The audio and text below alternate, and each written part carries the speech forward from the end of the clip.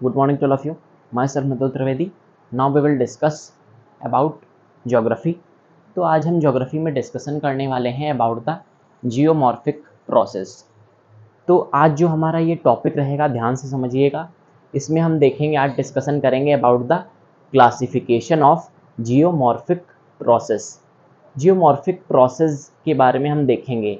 Geomorphic process क्या होता है, तो इसमें जो अर्थ के वेरियस प्रोसेसेस हैं उनके बारे में हम समझते हैं।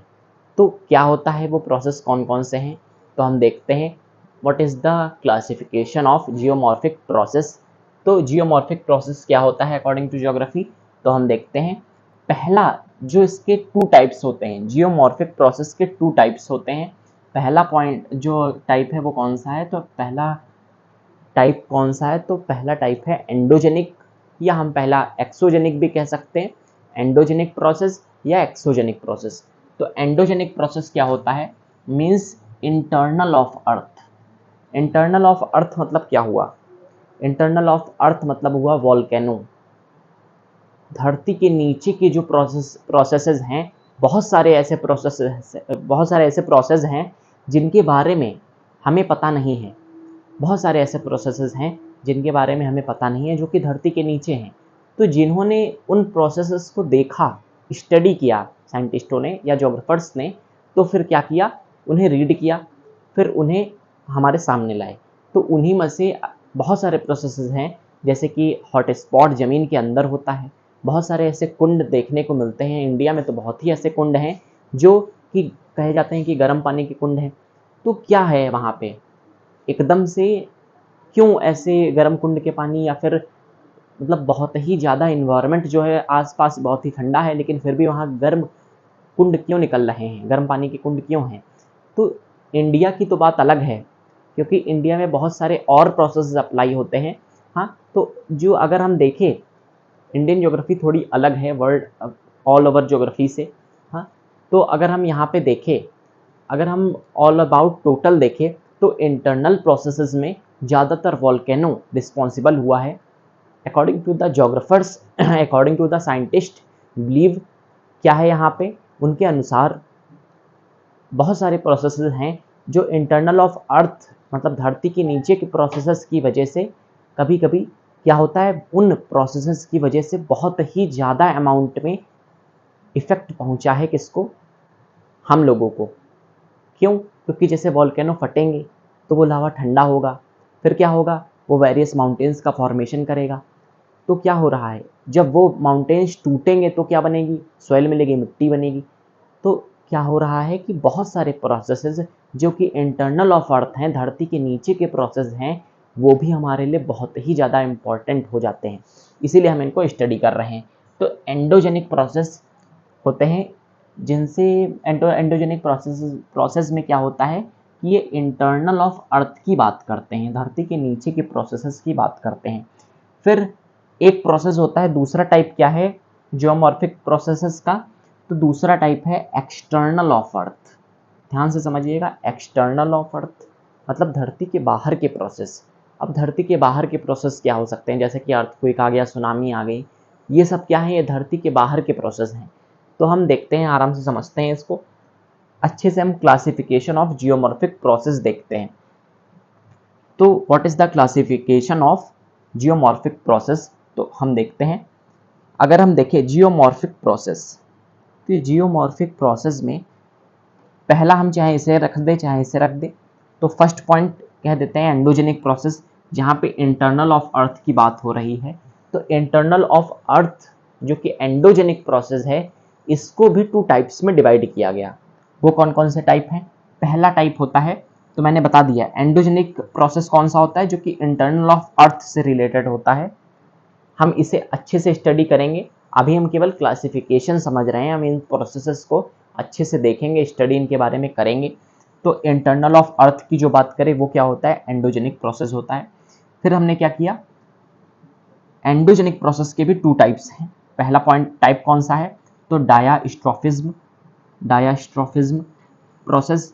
तो ये प्रोसेस कौन सा होता है, डायास्ट्रोफिज्म प्रोसेस, ये जो प्रोसेस होता है ये काफ़ी स्लो प्रोसेस होता है, इट इज़ स्लो प्रोसेस। और ये स्लो प्रोसेस तो है ही है, इसके भी टू टाइप्स हैं। ध्यान से समझिएगा, डायास्ट्रॉफिज्म प्रोसेस स्लो प्रोसेस है। क्यों? क्योंकि इसमें क्या होता है, कॉन्टिनेंट का फॉर्मेशन कैसे हुआ, माउंटेन्स का फॉर्मेशन कैसे हुआ, अकॉर्डिंग टू द ज्योग्राफर्स उन्होंने जो देखा वो बताने की कोशिश करी।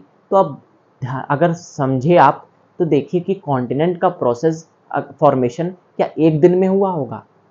किसी भी कॉन्टिनेंट का जो फॉर्मेशन है वो एक दिन में तो हो नहीं सकता। मतलब क्या होगा कि ये काफ़ी लॉन्ग टाइम प्रोसेस है, इसमें बहुत ही ज़्यादा टाइम लगा होगा, सडन प्रोसेस नहीं है। तो कहने के लिए इसलिए ये क्या होता है, ये स्लो प्रोसेस होता है। डायास्ट्रोफिज्म प्रोसेस जो है स्लो प्रोसेस है। इसमें क्या होता है, इसके भी टू टाइप्स हैं, डायास्ट्रोफिज्म प्रोसेस के भी टू टाइप्स कहे गए। पहला इपीरोजेनिक प्रोसेस। इपीरोजेनिक प्रोसेस मतलब होता है which is related to continent. Epeirogenic process मतलब which is related to continent. और फिर ओरोजेनिक प्रोसेस दूसरा टाइप है डायस्ट्रॉफिज्म का, या हम कह सकते हैं मान लीजिए कि अच्छे से, मतलब जैसे कि हम अगर फुल बॉडी स्ट्रक्चर की बात करें तो क्या होता है, कोई कोई वैसे तो अगर नॉर्मली हम देखें तो डॉक्टर होता है, उसको हम अपनी सारी चीज़ें जो भी हमको बीमारी होती है हम उसको दिखवा देते हैं। लेकिन जब हम एक्सपर्ट के पास जाएंगे तो आई का एक्सपर्ट है, यहाँ तक कि हमारी आँखों में भी एक कोई होगा जो रेटिना का ही स्पेशलिस्ट होगा, कोई कॉर्निया का स्पेशलिस्ट होगा, हाँ, कोई किसी एक बॉडी पार्ट का स्पेशलिस्ट होगा। कहने का ये मतलब है हाँ कि वो डॉक्टर तो है लेकिन वो स्पेशलिस्ट है किसी एक पर्टिकुलर बॉडी पार्ट का, तो वो ज़्यादा अच्छे से उसका क्या कर सकता है, इलाज कर सकता है। वैसे ही यहाँ पे है, क्या किया गया, इन्हें इनका डिवीज़न कर दिया गया। अब डिवीजन्स के थ्रू यहाँ पे क्या हुआ होगा, इन डिवीजन्स के थ्रू हम अच्छे से समझ सकते हैं। तो डायास्ट्रॉफिज्म, तो डायास्ट्रॉफिज्म के भी टू पार्ट्स हैं। पहला इपीरोजेनिक, तो इपीरोजेनिक में क्या होगा, which is related to continent, जो कि कॉन्टिनेंट से रिलेटेड है। फिर ओरोजेनिक प्रोसेस होता है। ओरोजेनिक प्रोसेस क्या होता है, which is related to mountain, जो कि माउंटेन से रिलेटेड प्रोसेसेस होते हैं कि माउंटेन बनेंगे कैसे, क्योंकि एक ही टाइप के माउंटेन्स नहीं होते हैं, फोल्ड माउंटेन्स होते हैं, प्लेन माउंटेन्स होते हैं, डिफरेंट वैलीज होती हैं, लेक्स होती हैं, ये सब भी थ्रू द माउंटेन्स ही बनती हैं। बहुत सारी रिवर्स बह करके जाती हैं माउंटेन्स से, तो काफ़ी ज़्यादा फॉर्मेशन, काफ़ी ज़्यादा प्रोसेस हो जाते हैं माउंटेन और कॉन्टिनेंट के फॉर्मेशन के अंडर में आकर के। मतलब कहने के लिए तो कॉन्टिनेंट फॉर्म हो गया, लेकिन अब उसके बहुत सारे कारण होंगे तो उन्हें भी हमें स्टडी करना पड़ेगा। तो क्या हुआ, डायास्ट्रॉफिज्म जो है, जो कि एंडोजेनिक प्रोसेस यानी कि इंटरनल ऑफ अर्थ का पार्ट एक है, तो वो स्लो प्रोसेस है। क्यों स्लो प्रोसेस है, क्योंकि वो बात करता है कॉन्टिनेंट और माउंटेन्स की, जो कि एक दिन में नहीं बन सकते। फिर दूसरा पार्ट कौन सा है डायस्ट्रॉफिज्म का, सॉरी एंडोजेनिक प्रोसेस का दूसरा पार्ट कौन सा है, तो कैटास्ट्रॉफिज्म। इसमें क्या होता है, अकॉर्डिंग टू द ज्योग्राफर्स, इसमें क्या होगा, एंडोजेनिक प्रोसेस जो है इसका दूसरा पार्ट है कैटास्ट्रॉफिज्म। इसमें क्या होता है, इट इज सडन प्रोसेस। ये क्या होता है, सडन प्रोसेस। अब अर्थक्वेक आया, अर्थक्वेक तो एकदम से ही आता है ना। अर्थक्वेक जब धरती पे हमको फील होता है, उसके पहले आ तो चुका होता है, लेकिन वो कहाँ से आता है, वो फोकस यानी कि अर्थ के इंटीरियर से आता है, फोकस से, लेकिन हमको पहले महसूस नहीं होता, हमको एकदम से महसूस होता है, इसीलिए धरती के ऊपर आया, लेकिन वो भी सडन प्रोसेस ही कहा जाएगा। तो एकदम से हमको महसूस हुआ तो ये सडन प्रोसेस हुआ, जैसे कि अर्थक्वेक हो गया, सुनामी हो गया, तो ये सब सडन प्रोसेस हैं। हाँ, जिसमें सडन प्रोसेस मतलब इसमें भी टाइम लग जाता है। जैसे सुनामी आने में कभी कभी पहले से पता होता है, अलार्म वगैरह के थ्रू या डिफरेंट टाइप ऑफ सेंसर्स के थ्रू पता लग जाता है। जब हम डिजास्टर मैनेजमेंट पढ़ रहे थे तो हमने ये डिस्कशन किया था कि हमको पता चल जाता है डिफरेंट प्रोसेसेस के थ्रू कि सुनामीज कैसे आने वाली हैं। तो सुनामीज आने के पहले 5-6 घंटे पहले पता लग जाता है, लेकिन ये भी कोई 5-6 घंटे बहुत बड़ा टाइम नहीं हुआ, इसमें तो सैकड़ों साल लग जाते हैं कॉन्टिनेंट और माउंटेन्स के बनने में। तो उसकी तुलना में तो अर्थक्वेक छोटा ही प्रोसेस है, सुनामीज छोटे ही प्रोसेस है। तो ये क्या है, ये सडन प्रोसेस है, जल्दी हो जाता है ये प्रोसेस। तो ये क्या हो गया, ये कैटास्ट्रॉफिज्म हो गया, दूसरा पार्ट एंडोजेनिक प्रोसेस का।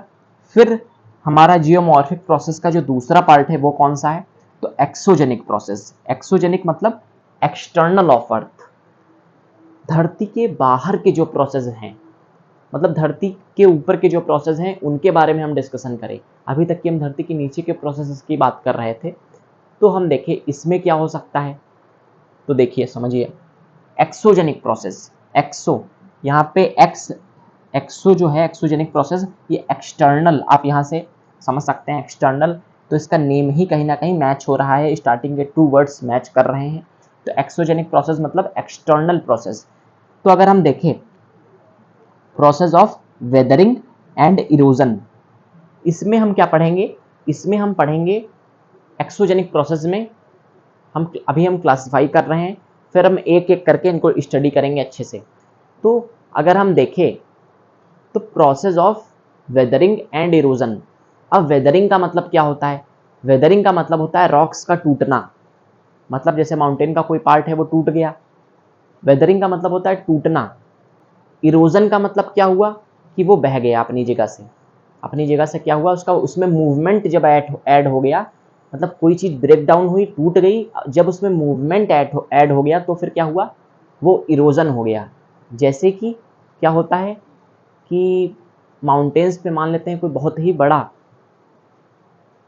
कोई स्ट्रक्चर है, कोई बहुत ही बड़ा हाँ मान लेते बहुत बड़ा कोई पत्थर है, तो क्या हुआ धीरे धीरे वो टूट रहा है, फिर एकदम से क्या हुआ जिसको हम लैंडस्लाइड कहते हैं, एकदम से आकर के टूट गया, तो वहाँ पे क्या हुआ वेदरिंग प्लस इरोजन, हम इसे भी स्टडी करेंगे। इसमें भी वेदरिंग में भी केमिकल और फिजिकल वेदरिंग होती है, कैसे होती है वो हम समझेंगे। तो जो एक्सोजेनिक प्रोसेस है इसकी भी इसमें हम क्या स्टडी करेंगे, वेदरिंग और इरोजन के बारे में। तो ये हो गया एक्सोजेनिक प्रोसेस। तो हमारे ऐसे ये क्या है, ये हमारा क्लासिफिकेशन ऑफ, ये क्या है हमारा classification of geomorphic process. Now please take a screenshot, thank you. तो हमने यहाँ पे डिस्कशन कर लिया कि जियोमॉर्फिक प्रोसेस के 2 टाइप्स होते हैं, एक्सोजेनिक, एंडोजेनिक। फिर एंडोजेनिक के भी 2 टाइप्स हैं, डायास्ट्रॉफिज्म और कैटास्ट्रॉफिज्म। फिर डायास्ट्रॉफिज्म के भी ओरोजेनिक और इपीरोजेनिक। इपीरोजेनिक किससे रिलेटेड है, तो कॉन्टिनेंट से रिलेटेड इसमें फिनोमिनाज होंगे, ओरोजेनिक में माउंटेन से रिलेटेड फिनोमिनाज के बारे में हम स्टडी करेंगे। फिर एक्सोजेनिक जो है प्रोसेस उसमें क्या होता है, तो which is related to external process of earth, धरती के बाहर, धरती के नीचे नहीं, ऊपर के जो प्रोसेस हैं उनके बारे में एक्सोजेनिक हो गया। इसमें हम क्या स्टडी करने वाले हैं, तो वेदरिंग, वेदरिंग मतलब टूटना, और फिर इरोजन के बारे में।